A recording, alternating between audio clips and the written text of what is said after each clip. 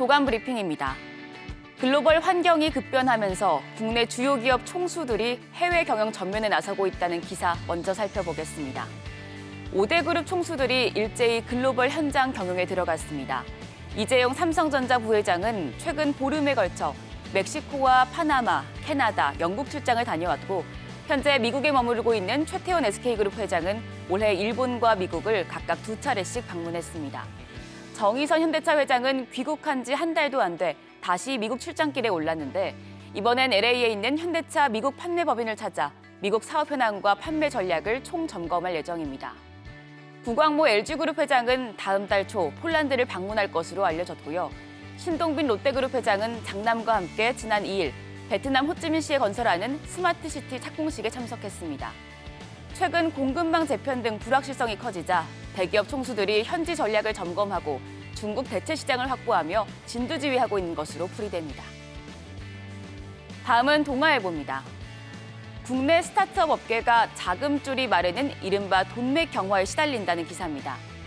대한상공회의소와 코리아 스타트업 포럼이 국내 스타트업 250개사를 대상으로 조사를 실시했는데요. 응답자의 59.2%가 지난해에 비해 경영상 어려움이 가중됐다고 답했습니다. 주요 원인으로는 스타트업에 대한 투자 심리 악화와 내수 시장 부진을 가장 많이 꼽았습니다. 업계는 당분간 투자 환경이 개선되기 어려울 것으로 예상돼 규제 완화 등 제도 손질이 시급하다고 목소리를 냈습니다. 이어서 한국경제 보겠습니다. 미국 중앙은행의 고강도 통화 긴축 정책에 유가증권 및 코스닥 시장에서 440개 종목이 52주 신저가를 경신했습니다. 경기 둔화 우려가 강해지면서 삼성전자는 2거래일 연속 52주 신저가를 다시 썼고 SK하이닉스도 신저가를 경신했습니다. 성장주도 직격탄을 맞았는데요.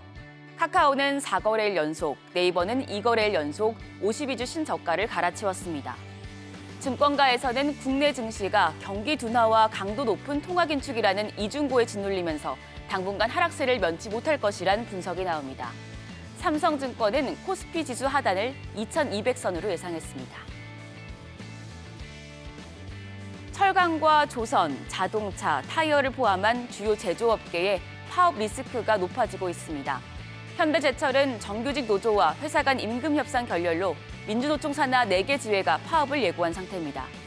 포항제철소 침수 사태와 겹쳐 파업이 이뤄질 경우 철강 수급 대란이 우려됩니다. 금호타이어에서도 지난 19일 임금 협상이 결렬되자 노조가 21일부터 22일 쟁의행위에 대한 조합원 찬반 투표를 실시했습니다. 현대자동차 비정규직 집회는 지난 21일 임금체계 개선을 요구하면서 전면 파업을 벌였고 현대사모중공업 하청지회도 지난 15일부터 21일까지 집단 업무 거부를 벌였다가 파업이 마무리됐습니다. 일각에서는 글로벌 불황 가능성이 커진 상황에서 파업이 국가와 국민 경제에 미치는 부정적인 영향을 생각해 노사가 대화로 문제를 풀어야 할 시점이라고 밝혔습니다. 마지막으로 팬데믹을 계기로 폭풍 성장했던 K게임이 여러 이상 징후가 나타나고 있다는 기사입니다. 국내 게임 업계를 대표하는 3N 가운데 넷마블은 올해 1분기에 10년 만에 처음으로 적자를 기록했고 2분기에는 적자 폭이 더 커졌습니다. NC소프트는 2분기에는 매출과 영업이익이 1분기보다 각각 20%, 50%가량 감소했습니다. 주가도 힘을 못 쓰고 있는데요. 작년 100만 원을 뚫었던 NC소프트, 올해 9월에는 37만 원으로 3분의 1 토막이 났고요. 같은 기간 넷마블과 컴투스도 절반 수준으로 떨어졌습니다. 가장 큰 이유는 인건비가 늘고 신작은 시들해졌기 때문입니다.